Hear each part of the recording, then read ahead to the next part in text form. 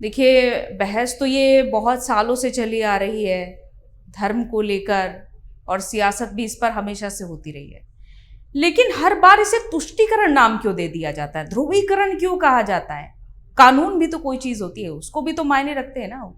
देखिए, ऐसा है, भारतीय जनता पार्टी ये चाहती है कि हम लोग हिंदू मुस्लिम नफरत पे बात करते रहें और 80-20 की ध्रुवीकरण की, हिंदू ध्रुवीकरण की राजनीति भाजपा करे। जो इतिहास है वो ये बताता है कि वो हिंदू ध्रुवीकरण जहां करने में कामयाब हो जाते हैं, वहां सरकार बना लेते हैं। अब सरकार जो बनाई है पीछे की, तुरंत की, उनके उदाहरण के साथ बता देता हूं। असम में जो मुख्यमंत्री हैं उनके ऊपर भारतीय जनता पार्टी के ईडी ने छापा डाला था, उनपे एक लंबी चार्जशीट बनाई थी।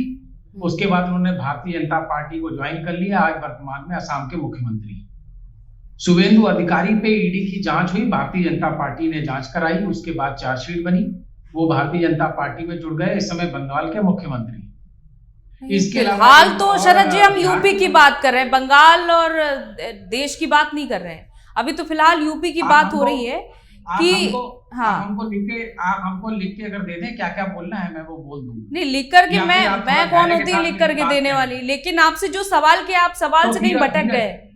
मेरा आपसे निवेदन है, थोड़ा धीरे रखिए, मैं इसी पे आता हूँ। कोई भी हम जब बात कहते हैं तो बैकग्राउंड के साथ कहते हैं, और ये स्वाभाविक तरीका है। बैकग्राउंड देने का समय नहीं है शरद जी, तो थोड़ा अपनी बात को जल्दी कंप्लीट करिए ताकि मैं अश्विनी जी के पास भी जा पाऊं।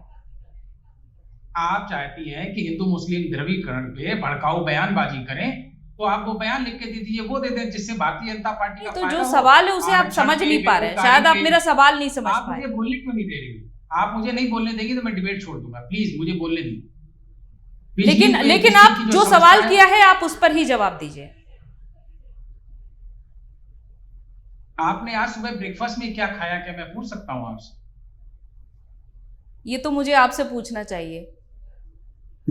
तो इसलिए मुझे बोलने का थोड़ा सा अनुमति दें, थोड़ा धैर्य रखें। मैं इसी मुद्दे पे ही आ रहा हूं, लेकिन मैं परिपक्वता के साथ, संपूर्णता के साथ बात रखना चाहता हूं, क्योंकि इकरा हसन जी का तो कोई बयान आपने दिखाया नहीं है।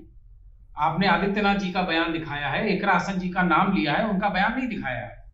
इसलिए मैं आपसे कह रहा हूं, थोड़ा समय दीजिए। ठीक है, अगर उन्होंने सार्वजनिक मंच से बयान दिया होता तो हम उसको भी दिखा रहे होते। तो मैं ये कह रहा था, इस समय सड़कों पे बुरी तरीके से जिले जिले प्रदर्शन चल रहे हैं। लोग सरकार के खिलाफ महंगाई पे, आरक्षण की चोरी पे, बेरोजगारी पे नारे लगा रहे हैं। हम उन मुद्दों पे चुनाव लड़ने जा रहे हैं। ये जो टाइम पास टाइप मुद्दे वो जो इनके मुख्यमंत्री निकालते हैं और उनको लगता है ध्रुवीकरण होगा, तो वो तो बहुत बड़े ध्रुव में फंसे हुए हैं। अयोध्या में जिस तरीके से राम मंदिर के नाम पे जमीनों के घोटाले हुए हैं, उनके नेता और अधिकारी सब उसमें शामिल हैं।